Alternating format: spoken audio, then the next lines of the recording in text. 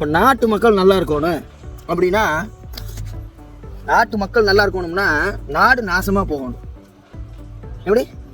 நாட்டு மக்கள் நல்லா இருக்கணும்னா நாடு நாசமாக போகணும். நாடுங்கிறது தப்பு. நாடு எப்படி உருவாச்சுன்னு தெரியுமா? மனசை காட்டுக்குள்ள வேட்டையாடிட்டு இருந்தா, வேட்டையாடிட்டு இருக்கிறப்போ இப்போ ஒரு 100-200 பேர் இருந்தால் போய் பழத்தை பொறிச்சு சாப்பிட்றோம், போய் மானை பிடிச்சி சாப்பிட்றோம். பஞ்ச காலத்தில் உணவே இல்லாதப்போ ஒரு 250 பேர்த்துக்கு மேலே ஆகிட்டா இங்கேருந்து கத்துனா அவனை ஒட்டுக்கா வேட்டைக்கு கூட்டிகிட்டு போக முடியாது. புரியுதா? உணவு தேடலுக்கு கூட்டிகிட்டு போக முடியாது. இப்போ உணவு தேடலுக்காக மனிதன் மக்கள் தொகை அதிகமாகாட்டி பிரித்து அனுப்புகிறான். எப்படி பிரித்து அனுப்புகிறாங்க? அப்புறம் 2 பிளவுபட்டு போகுது. இந்த பக்கம் நல்லா உணவு சேகரிக்கிறவன், இந்த பக்கம் நல்லா உணவு சேகரிக்கிறவன் ஈக்குவலாக பிரித்து 2 பக்கம் அனுப்பிச்சி விட்டுறேன். அப்போ இங்கே ஒரு குழுவில் கொஞ்ச நாள் கழிச்சு என்ன ஆகுது? அடையாளம் தெரியாமல் போயிடும், இந்த பக்கம் அடையாளம் தெரியாமல் போயிடுது. ரைட்டா? இதுக்கு ஒரு தலைவன், இதுக்கு ஒரு தலைவன். இப்படித்தான் சின்ன குழுவாக இருந்து பிரிஞ்சு போகுது. அன்னைக்கு காட்டுவாசி 2 பேர் ஜன கட்டிட்டு இருந்தானு என்ன, இன்னைக்கு நம்ம எல்லாம் பண்பட்ட மனசன் அப்படின்னு நம்ம சொல்லிக்கிறோம். புரிஞ்சுதா?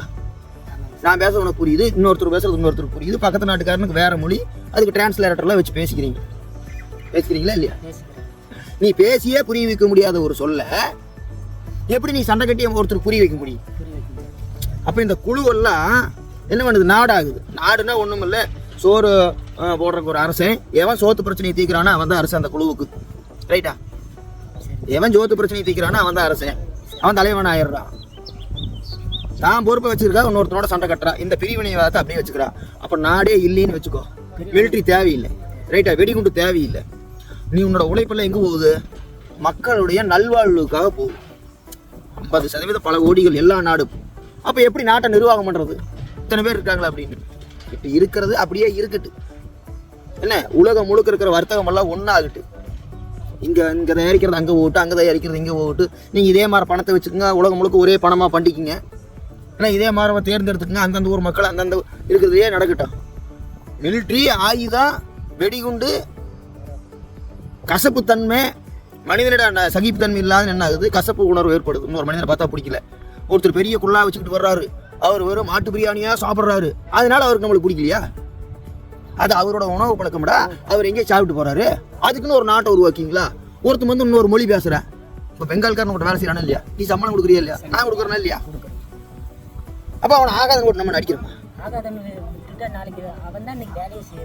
அவன் வேலை செய்யறியா? அவன் நம்மளுக்கு ஆகாதவன் இல்லையா? அவனுக்கு நாம ஆகாதவன் இல்லையா? புரியுதா இல்லையா? இப்ப நாடு இருக்கிறனால சண்டை கட்டிட்டு தெரியுறீங்க. நாடே இல்லைன்னா சண்டை கட்டி தெரியும். இப்ப நாம் இதை சொன்னோன்னு வச்சுக்கோ, இப்போ உனக்கு புரியறதே கஷ்டம். இன்னும் மக்களுக்கெல்லாம், உலக மக்களுக்கெல்லாம் புரிஞ்சு மண்டையில போய் சேர்றதுக்கு 1000 வருஷம் ஆகும். அப்போ என்ன சொல்லுவாங்கன்னா 1000 வருடம் கழிச்சு அப்போ சொல்லுவார். அப்பவே ஒருத்தர் சொன்னார்ப்பா, வேப்பமரத்தடிக்கு வந்துட்டு நாடுங்கிறது ஆகாது, என்ன எல்லாம் ஒன்னா இருக்கலாம், எல்லா மிலிட்ரி ஒழிச்சிடலாம். இது செய்ய முடியாத காரியமெல்லாம் கிடையாது.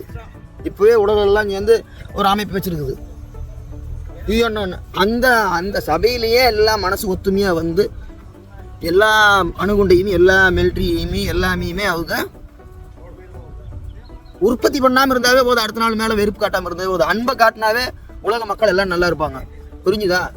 மனிதன் நல்லா இருக்கணும், நாட்டு மக்கள் நல்லா இருக்கணும்னா நாடுங்கிற வார்த்தை நாசமாக போக வேண்டும். அந்த வார்த்தையே இருக்கக்கூடாது. உலகம் ஒன்றே குலம், ஒருவனே தேவன்.